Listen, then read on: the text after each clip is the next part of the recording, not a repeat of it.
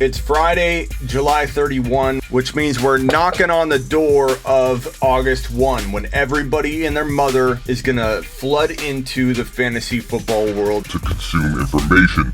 But you've already been here. You've been here all year absorbing, taking it all in. Yeah. Glad I could grace you with my presence.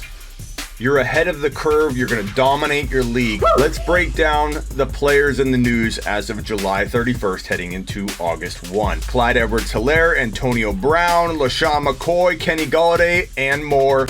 Intro. Top 5 running backs. You're watching the Fantasy Football Show.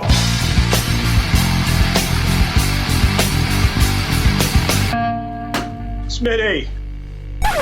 Take a lap. Clyde Edwards-Helaire has nobody standing in his way right now. If you've been living under a rock, then you didn't hear that Damian Williams is opting out of the 2020 fantasy football season, which means Clyde Edwards-Helaire has an open path to the starting lineup. Now, yes, he could be eased in a little bit as he learns to pass protect in that offense, as he learns to absorb one of the toughest offenses to absorb in the NFL. But Clyde Edwards-Helaire is a special talent that played on one of the best teams in college football and played for the best college football quarterback in the game in 2019.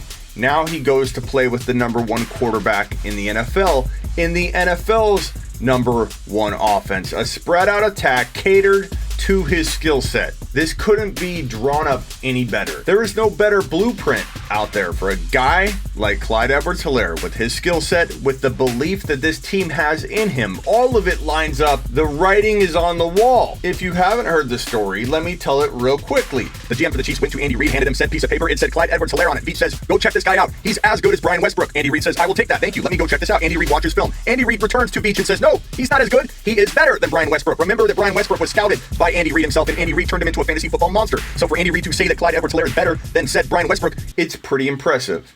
And so then, 1 hour before the 2020 NFL Draft, Veach and Reid text message Patrick Mahomes and say, Patty, you can have anybody in the draft at the skill positions. Who do you want? He texts back, Clyde Edwards-Helaire. Actually, strike that. He just said, Clyde, says the story. Andy Reid and Veach both want this man, Clyde Edwards-Helaire, the human bowling ball, the guy that made defenses that were drafted, these players drafted in the first round of the 2020 NFL Draft. Clyde Edwards-Helaire made these people look like fools on the field countless times over and over. These are the best defensive players in college football that he did this to. He's tested. He's proven. He played in an offense that used him. They used him more and more in the third and fourth quarter. They leaned on him as a grind it out between the tackle runner. This is not some shifty slash type player that plays pass catching football only and he'll run a little bit in between the tackles. No. This is a workhorse running back. I said it. I don't care how small he is. He's a workhorse running back. When he gets enough touches, he will thrive. That's my quick version. I didn't want to beat a dead horse with you because I've told that story multiple times. I've also told the story that Joe Burrow has said that Clyde Edwards-Helaire is the best player he's ever been on a team with or played with. And he's played with both Bosa brothers, Zeke Elliott, Michael Thomas, the list goes on and on, Chase Young. I've told that story a lot too. But everybody that doubts him, and there aren't a ton of people, everybody's annoyingly jumping on board of the Clyde Edwards-Helaire train now. It's been full. We've been conducting this train way before any of you tried to jump on it, but even so, more annoying than the people now jumping on and saying, you sure you're my number 6 running back? More annoying than that are the people that are still doubting him. He's too small. He's not a between the tackles runner. Do you even watch football? Have you gone back and watched the film? Have you gone on YouTube and typed in Clyde Edwards human bowling ball Hilaire? Watch the guy play before you open your mouth and talk about this guy not being a between the tackles workhorse. He's a Maurice Jones-Drew in 2020. He's going to be the closest thing we've ever seen to Maurice Jones-Drew develop at the NFL level. People cannot tackle this guy because of his low center of gravity, and he's built like a wall. He's stocky. He looks bigger than Maurice Jones-Drew did, and he absorbs hits even better than Maurice Jones-Drew did. I have no doubts about Clyde Edwards-Helaire being a top 5 running back in fantasy football for the future, and I rank him right behind Dalvin Cook. I've got McCaffrey and Barkley at 1, 2, Barkley, McCaffrey, whatever order you want to throw those two in. Give me Zeke Elliott and Kamara next. Give me Dalvin Cook, especially because you can cuff Madison to Cook, you can cuff Murray to Kamara, and you can cuff Pollard to Zeke Elliott. That makes those 3 running backs rank ahead of Clyde because you know what you have. You have locked and loaded top 5 running back material with those cuffs, those super cuffs. But past Dalvin Cook, I'm okay with Clyde Edwards-Helaire being the number 6 running back. And a lot of other people are getting on board with that now. Again, annoyingly. But it's crazy that some people say, I take him maybe at the end of the 2nd round, but it's not going to happen. Could he start slow? Maybe. Could Darrell Williams get the official start in week 1 or Darwin Thompson? Could Clyde Edwards-Helaire get 5 or 6 carries in week 1 and week 2, get 3 or 4 receptions, do really well because the guy's going to be ultra productive? This is a Jamal Charles type running back where you see running backs run for 4.2, 4.3, 4.4 yards a pop, and then a Jamal Charles comes along and gets over 5.5 yards per carry. That's Clyde Edwards-Helaire. He will be ultra efficient. This will be the only running back averaging over 5 yards a pop in 2020. Ultra efficient. Amazing in space.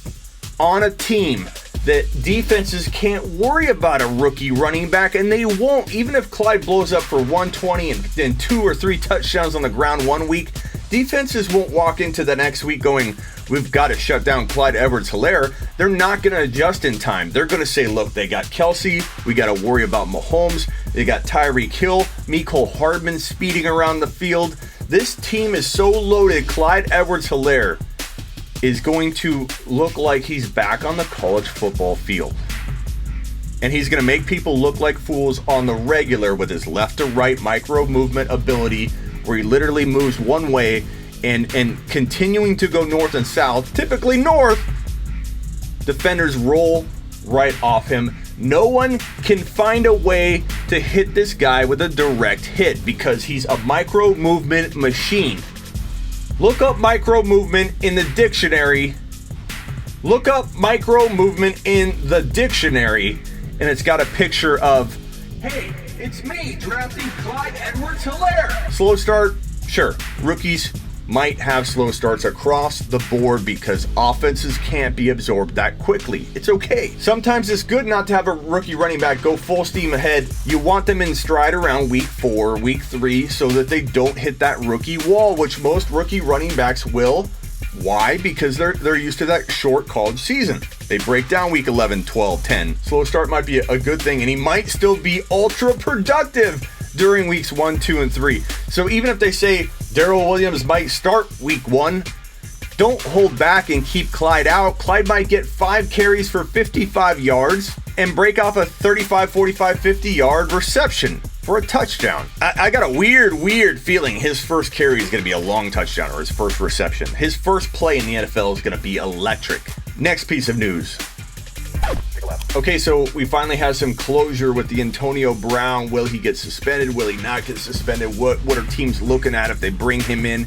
He's suspended 8 games for violating the personal conduct policy. I think he's going to play again. And when he announced his retirement again the other day, I said, don't even take it seriously. It's fake news. And I said it was going to take him a minute or two before he wanted back in, or some news brewed that got him excited. This will do it. Now, what's this mean for fantasy? It means that you shouldn't have dropped him if you did. I told you not to. He needed to be drafted before this news in the 10, 11 round range in most redraft leagues because he can be a baller, a league winner for you at that range. And who are you passing on in round 10 or 11? Who cares? Take a stab on Antonio Brown. Now he's going to go probably higher, like 9th round, 8th round.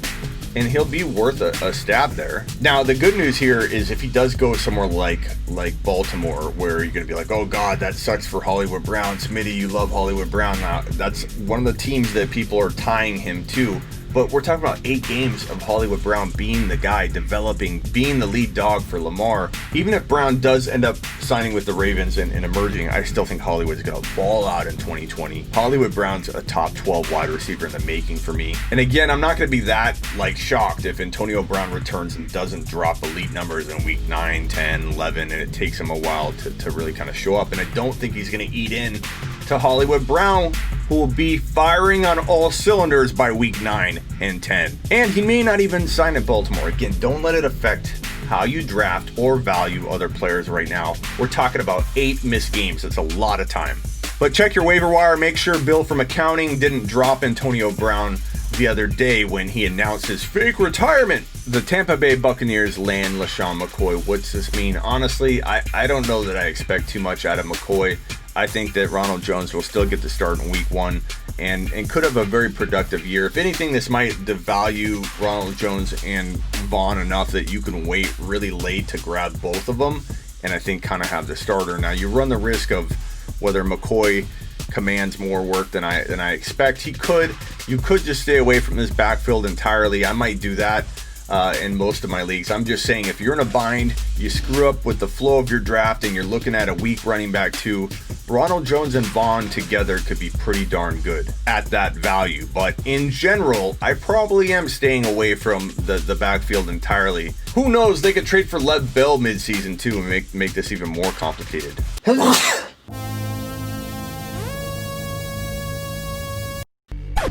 Kenny Galladay contracts COVID-19 or has been very close to somebody that's had it. He's on the COVID-19 reserve list.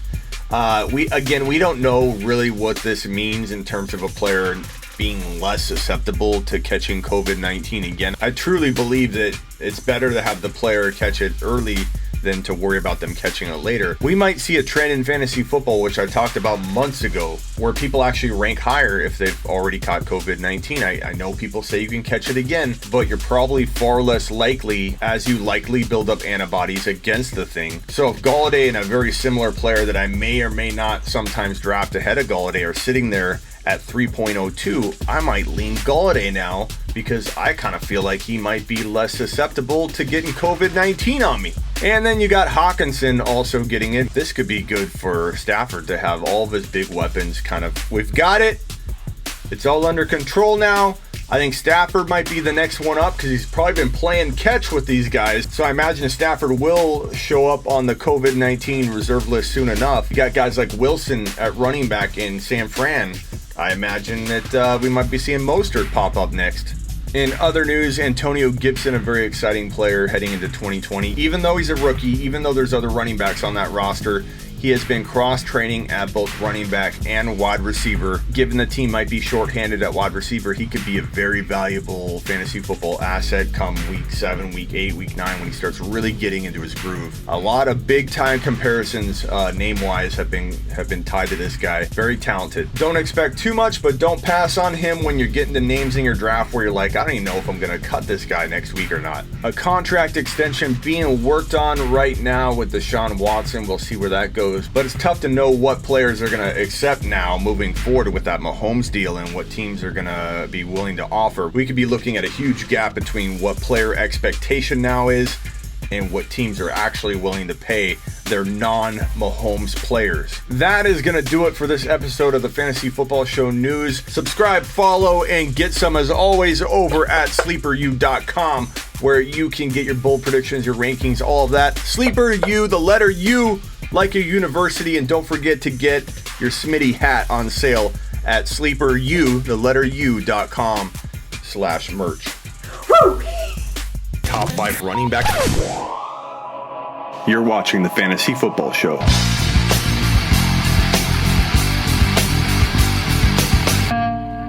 Smitty,